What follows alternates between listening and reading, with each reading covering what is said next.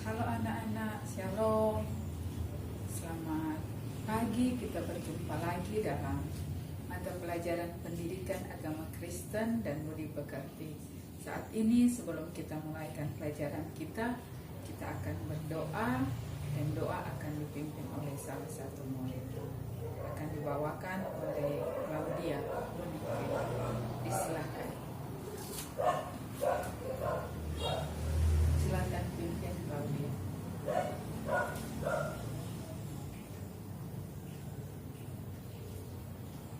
Ya, terima kasih Claudia.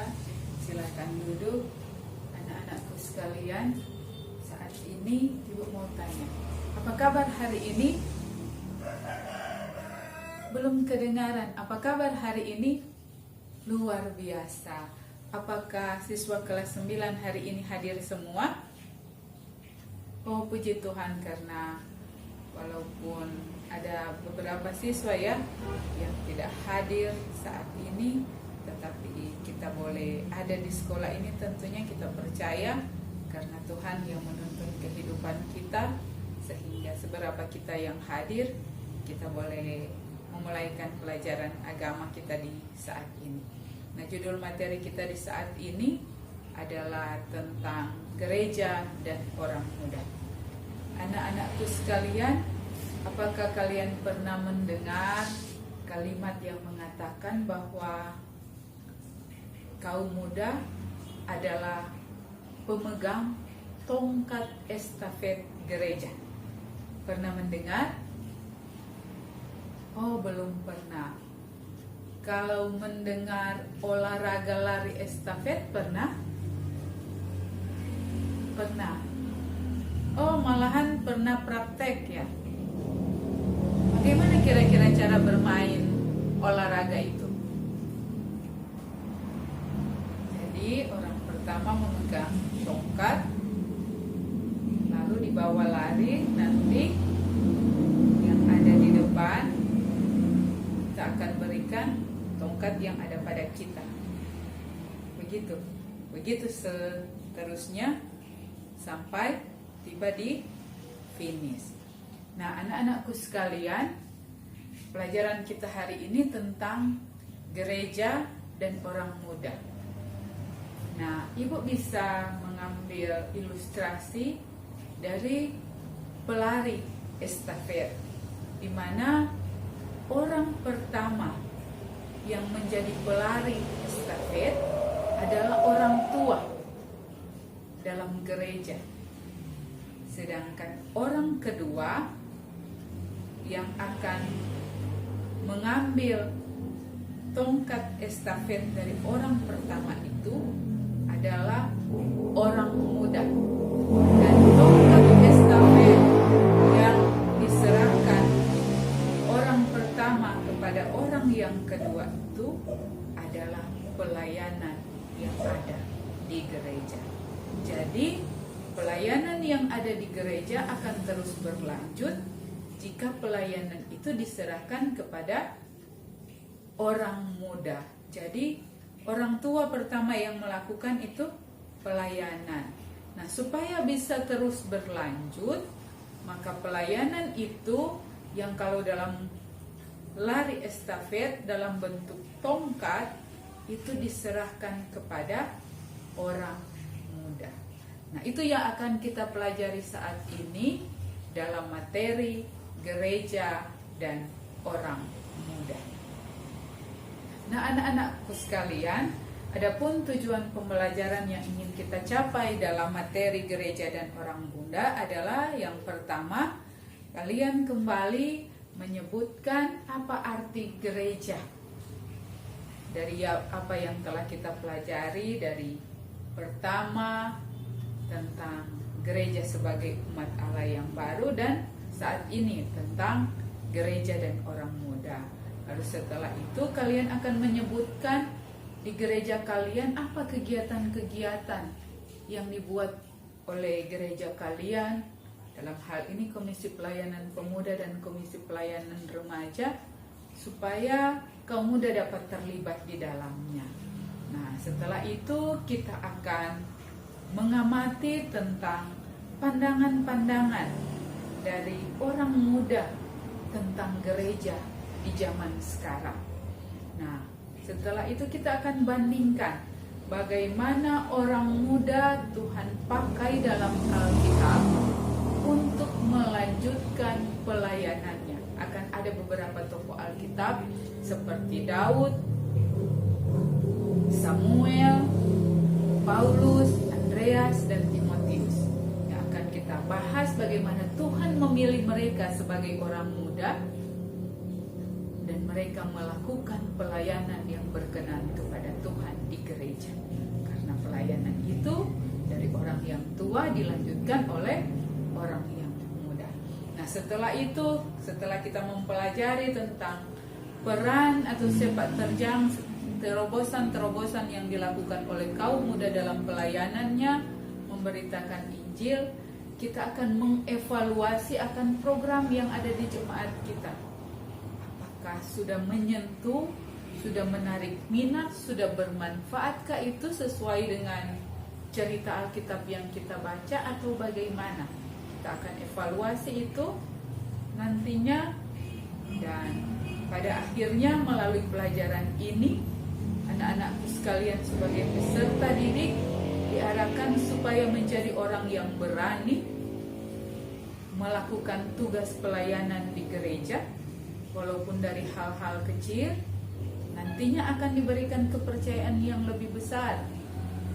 Ketika lebih dewasa lagi akan diberikan kepercayaan tentunya yang lebih besar lagi.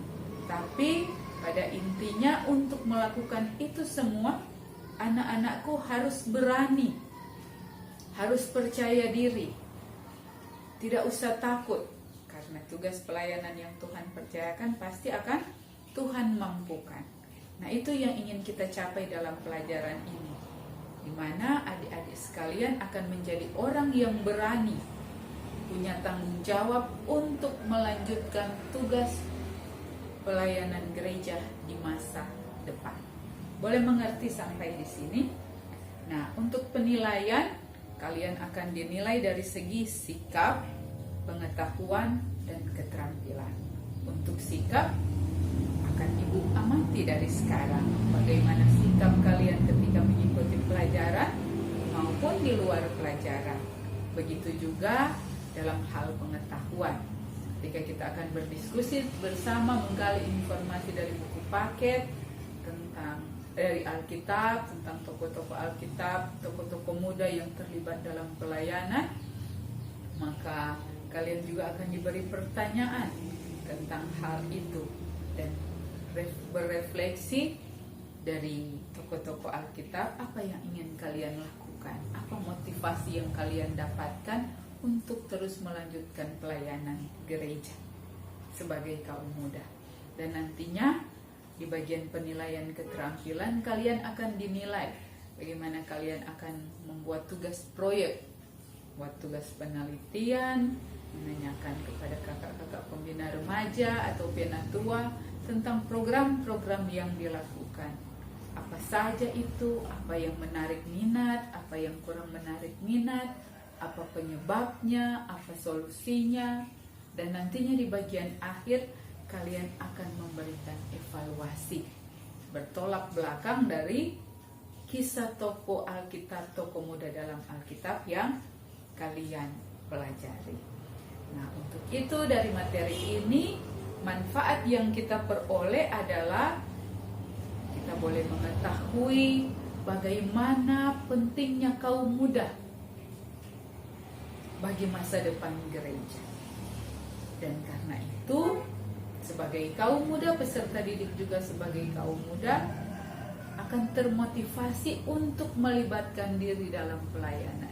Sejak usia remaja akan turun dalam pelayanan walaupun masih diberikan kepercayaan-kepercayaan yang bisa dikatakan kecil. Tapi nanti untuk melanjutkan masa depan gereja, ketika kalian dewasa, akan mendapatkan kepercayaan-kepercayaan yang lebih besar lagi. Jadi itu manfaatnya. Dari sekarang kalian dilatih untuk menjadi orang yang berani melayani di gereja, menjadi orang yang bertanggung jawab untuk melanjutkan pelayanan gereja di masa depan. Nah, itu manfaatnya. Karena itu sebelum lanjut, sebagai kaum muda, Ibu ingin bertanya. Sebelum kita mengamati pandangan-pandangan orang muda yang ada di buku paket, pandangan orang muda yang ada di luar sana, Ibu mau tanya dulu. Kalian sebagai orang muda, menurut kalian orang muda, apa itu gereja? Di luar pandangan yang kita pelajari. Anggaplah ini kita belum belajar materi yang pertama di kelas 9 gereja sebagai umat Allah yang baik. Orang muda secara umum kalau mendengar kata gereja, apa yang terungkap? Karena kalau sekolah minggu mungkin ditanya apa itu gereja? Oh, kalau gereja bagi anak sekolah minggu, aduh itu tempat yang paling senang karena di gereja kita bisa menyanyi gerak dan lagu, kita bisa bersukaria. Namun ketika masuk masa remaja, tidak sekolah minggu lagi, masuk gereja di masa sebelum pandemi ini agak lain ya. Tidak seperti waktu ada di sekolah minggu. Bagaimana kira-kira pandangan orang muda?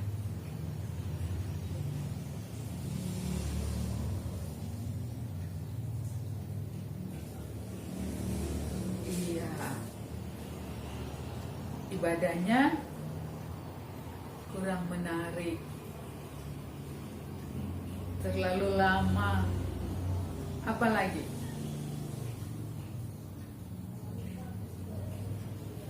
untuk memenuhi tugas recording karena takut dapat ganjaran di sekolah.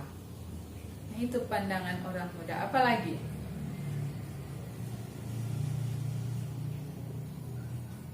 lebih cocok untuk orang tua. Nah, itu adalah bayangan-bayangan yang kita peroleh ketika mendengar kata gereja bagi kaum muda. Sekarang kalian, Ibu akan tugaskan untuk melihat di buku paket. Coba kalian baca di situ tentang pendapat-pendapat orang muda tentang gereja. Menurut kalian beda atau ada kebiripan dengan pendapat yang baru kalian sampaikan? Coba kalian baca di buku paket sekarang.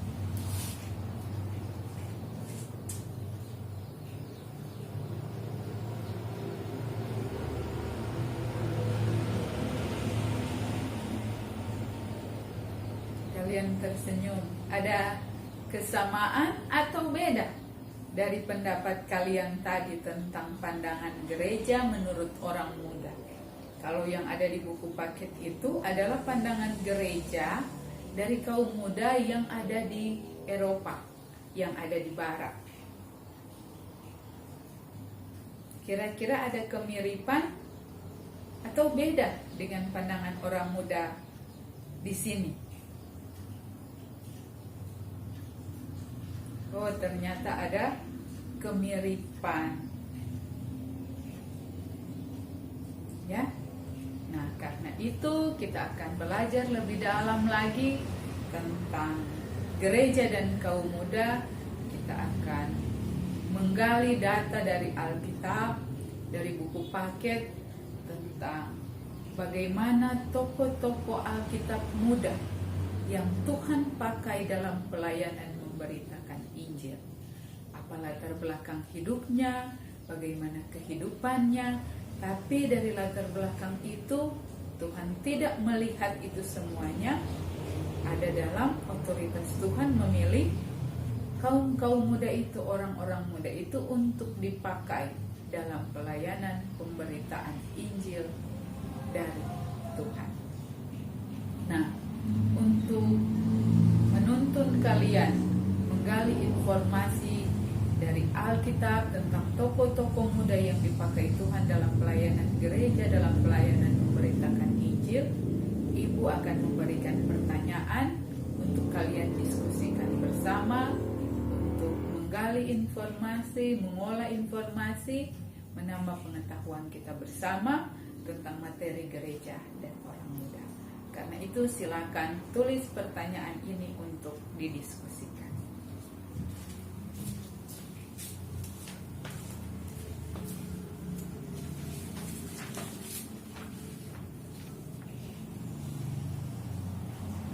Pertanyaan yang pertama, apa yang dimaksud dengan gereja berdasarkan apa yang telah kamu pelajari sebelumnya di materi kelas 9 ini? Jadi, apa yang dimaksud dengan gereja berdasarkan apa yang kamu telah pelajari di materi kelas 9 ini?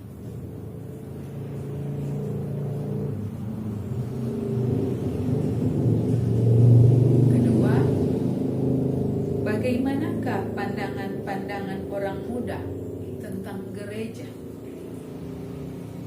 Baik menurut orang muda kalian sendiri, orang muda di sekitar kalian, atau menurut kaum muda yang ada di barat yang kalian baru saja baca di buku paket.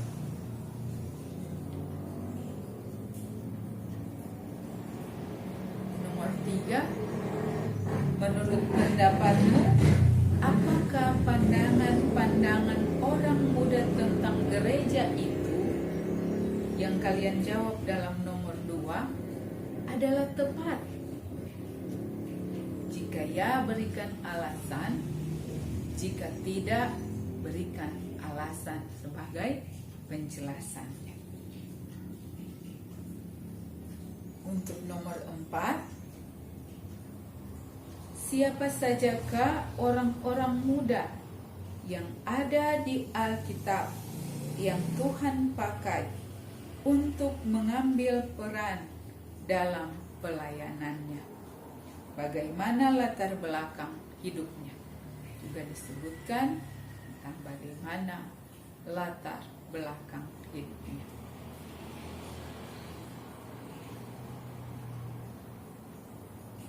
Soal nomor 5, apa peran yang Samuel, Daud, Andreas, Paulus, dan Timotius tampilkan? Dan bagaimana dampak dari peranan mereka berdasarkan kesaksian Alkitab? Jadi, apa peran Samuel, Daud, Andreas, Paulus, dan Timotius tampilkan? Dan bagaimana dampak dari peranan mereka berdasarkan kesaksian Alkitab? Jadi nanti kalian membaca bagian Alkitabnya, kalian juga membaca apa yang tertera dalam paket, dan silakan kalian pola itu dan jawab, diskusikan dan jawab. Nomor 6, mengapa orang muda penting untuk berperan dalam gereja? Mengapa orang muda dianggap penting untuk berperan dalam gereja?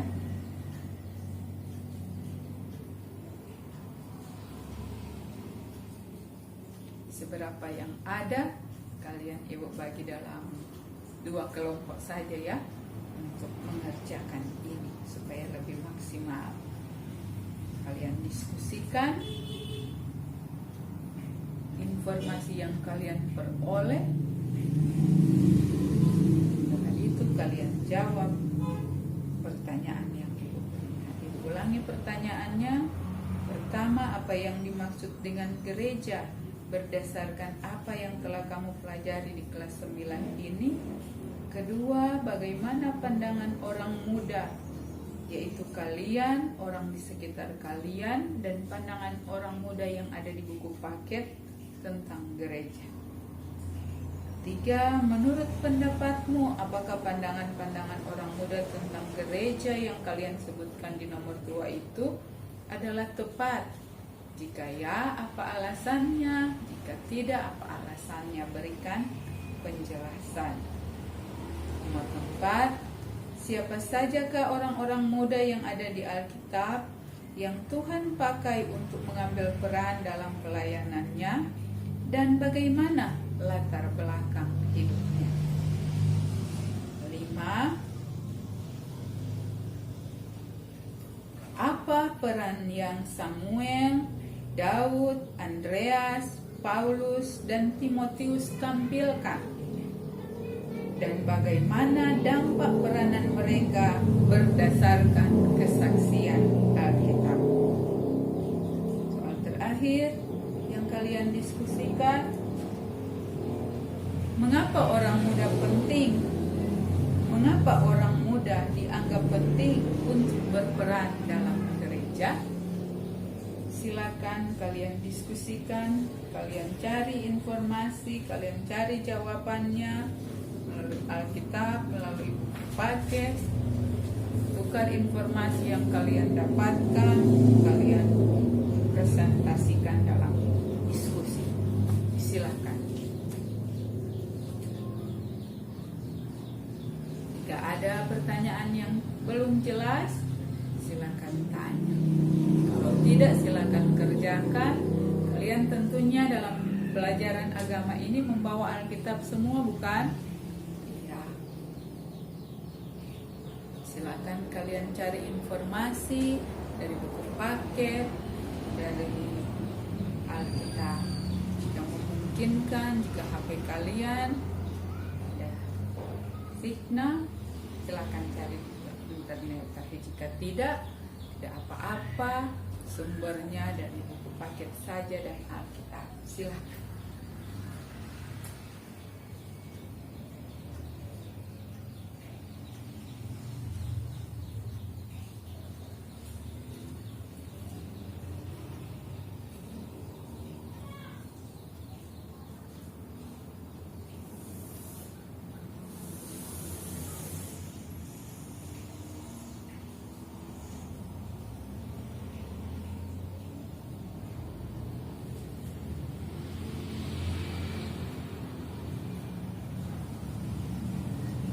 Sudah selesai diskusi kalian di kelompok kalian masing-masing, kalian sudah menjawab pertanyaan, silakan presentasikan dan saling memberikan pendapat, karena dalam diskusi ini juga dinilai bagaimana kalian memberikan jawaban, bagaimana kalian menanggapi dan menyangka jawaban, dan keaktifan kalian dalam diskusi. Jadi silahkan bagian akhir aku akan menambahkan untuk memberikan kesimpulan dari apa yang kalian diskusikan bersama. Sudah selesai, silakan berdiskusi. Jadi ingat ya, diskusi kalian saat ini akan dinilai keaktifan kalian dalam berdiskusi, bagaimana kalian menanggapi atau menyanggah pendapat dari teman, dan apa jawaban yang kalian berikan juga akan masuk dalam penilaian di diskusi ini. Silakan.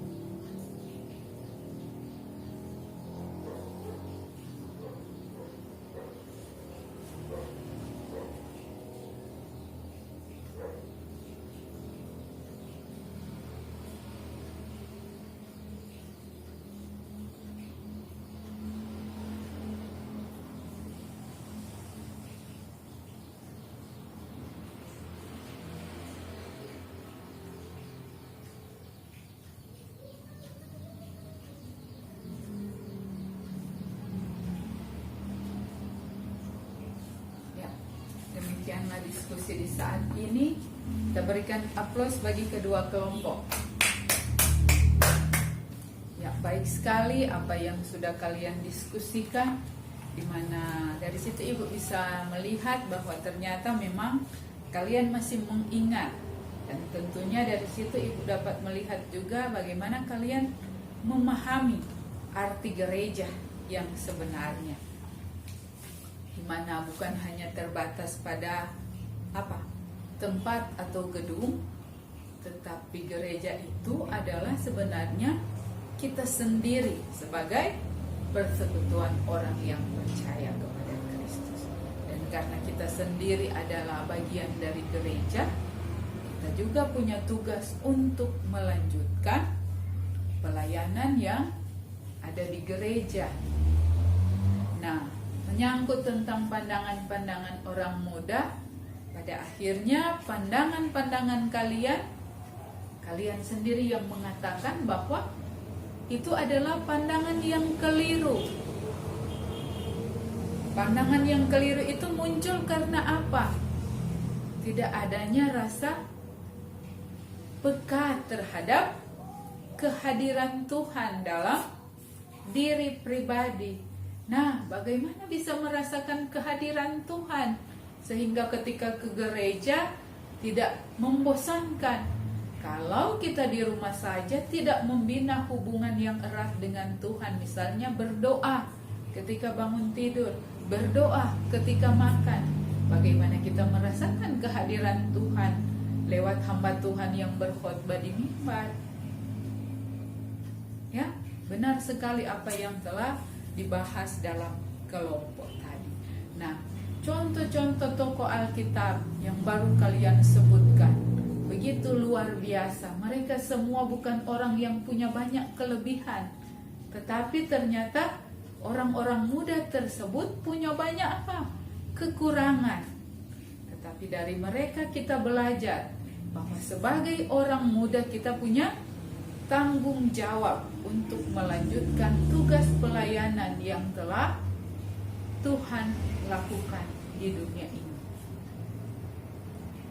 Daud, anak bungsu yang bukan dipersiapkan ayahnya Isai untuk menjadi raja, tapi dia yang Tuhan berkenan untuk dia menjadi raja. Samuel yang mengurapi Daud menjadi raja adalah anak yang diminta kepada Tuhan oleh ibunya Hana. Tapi ketika Tuhan mengabulkan itu, Hana tidak lupa diri dengan janji atau nasarnya kepada Tuhan.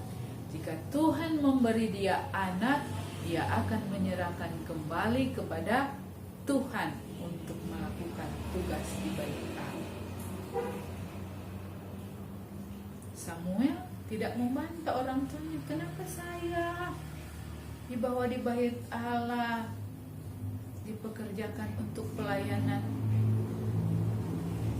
di gereja Tuhan saat ini, bait Allah. Apakah tidak ada pekerjaan lain, misalnya mengembalakan domba atau menjadi petani? Samuel tidak membantah kedua orang tua. Begitu juga dengan siapa? Andreas yang pertama Tuhan panggil menjadi muridnya, tapi yang terkenal adalah orang yang Andreas panggil. Siapa? Petrus. Tetapi Andreas tidak iri hati. Dia adalah jalan, saluran untuk Petrus melakukan pelayanan yang luar biasa yang boleh kita baca dalam Kisah Para Rasul. Tokoh lain lagi yang dipakai oleh Tuhan siapa? Paulus dan Timotius. Paulus adalah pembunuh orang Kristen, orang jahat. Tapi dengan cara Tuhan, ia dapat diputar balikan keadaannya dari orang pembunuh orang Kristen menjadi pemberita Injil orang Kristen. Dia mengatakan ada duri dalam daging, kelemahannya, masa lalunya yang buruk. Tetapi itu tidak menghalangi Paulus untuk memberitakan Injil Kerajaan Allah. Timotius, orang yang masih muda, dididik oleh ibunya, neneknya untuk bergaul erat dengan Tuhan. Diajak oleh Paulus untuk melayani, menjadi teladan dalam perkataan, tingkah laku. Karena memang orang muda adalah menjadi penerus pemberitaan Injil, menjadi penerus masa depan gereja sampai Tuhan datang kedua kali. Kalau pelayanan gereja hanya sampai kepada orang tua kita, maka ketika orang tua kita tidak ada lagi, pelayanan di gereja tidak berlanjut. Akan tetapi seperti tongkat estafet tadi, dari orang tua pelayanan itu diserahkan kepada orang muda, berikutnya berlanjut terus menerus sampai Tuhan datang kedua kali, maka Tuhan akan memanen hasil yang telah kita lakukan sebagai bentuk tanggung jawab kita melayani Tuhan, mengambil bagian dalam pelayanan yang Tuhan percayakan. Jangan anggap kita kurang pandai berbicara. Jangan merasa tidak percaya diri. Jangan takut, karena ketika kita memberi diri, maka Tuhan sendiri yang akan memampukan kita melakukan tugas pelayanan di gereja. Kalau bukan kalian orang muda, siapa lagi? Karena itu, kalau kita lihat dari Alkitab, orang muda di Alkitab Tuhan pakai secara luar biasa, maka tidak menutup kemungkinan kalian semua juga akan dipakai Tuhan secara luar biasa untuk memenangkan banyak jiwa kepada Tuhan, sehingga ketika Tuhan datang kedua kali, kita telah melakukan apa yang menjadi tugas kita. Nah, dari itu semua, coba kita mulai mengingat. Sekarang ada di bangku kelas 9. Sudah pernahkah kita terlibat dalam pelayanan gereja? Sudah. Misalnya apa? Jadi MC, malahan bisa memimpin ibadah. Nah, apa yang kalian lakukan itu merupakan contoh tugas-tugas kecil yang diperbiasakan kalian lakukan untuk melatih kalian di kemudian hari akan mendapat kepercayaan lebih besar menjadi pemimpin di gereja. Kalau saat ini orang tua, orang PKK yang jadi penatua atau syamas, yang jadi pemimpin komisi pelayanan pemuda, komisi pelayanan remaja, maka tidak menutup kemungkinan kalian ini yang akan menggantikan mereka. Oke, jadi kalau dapat tunjuk, mau pimpin ibadah,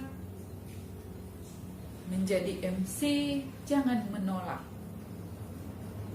Lakukan itu dengan tulus hati, Tuhan yang akan menolong, memampukan kalian melakukan itu. Boleh mengerti sampai di sini? Ya, mengakhiri materi kita, Ibu akan memberikan tes sebagai evaluasi apakah kalian benar-benar paham dengan apa yang kalian diskusikan, apa yang kita pelajari saat ini. Silakan tulis soal nomor 1.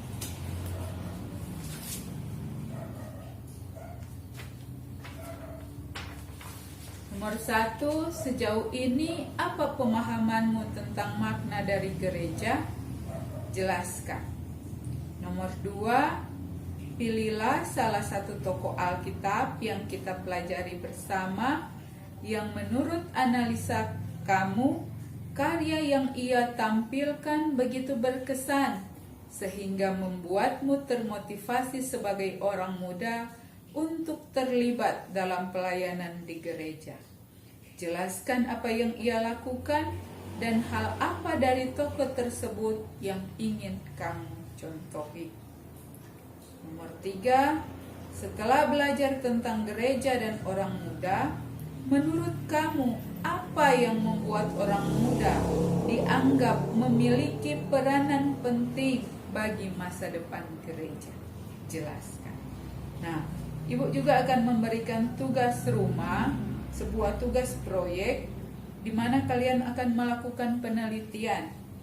Kalian akan mencari tahu apa saja program-program dari gereja untuk kaum muda di gerejamu. Manakah program-program yang menarik dan kurang menarik bagi kaum muda? Apa penyebabnya dan berikan solusinya, serta sejauh mana program tersebut bermanfaat bagi kaum muda. Dan setelah itu dalam pelaporan hasil penelitian, kalian akan melengkapinya dengan evaluasi kritis dari kalian sebagai bentuk refleksi terhadap penelitian yang sudah dilakukan. Jadi saat ini kalian dulu jawab 3 pertanyaan yang Ibu berikan. Nanti kalau sudah selesai, kalian bawa di depan untuk tes pengetahuan dan untuk penilaian keterampilan. Nanti kalian catat sebentar sebelum kita berdoa tentang tugas proyek yang akan kalian buat. Nanti kalau ada yang tidak jelas, ditanyakan. Silakan kerjakan tes akhir pelajaran.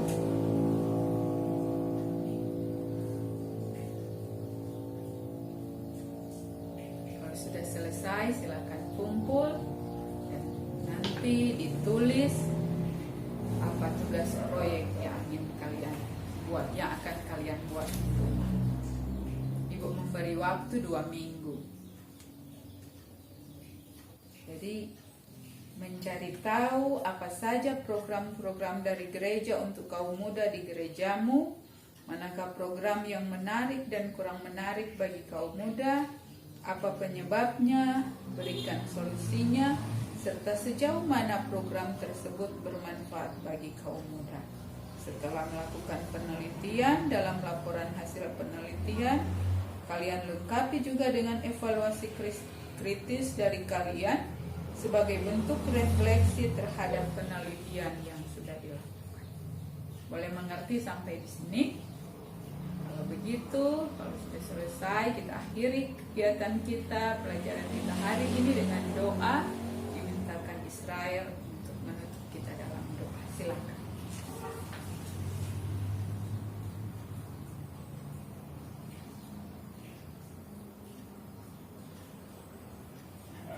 Sekian untuk pembelajaran kita saat ini. Kita berjumpa kembali minggu depan. Selamat siang, Tuhan Yesus memberkati.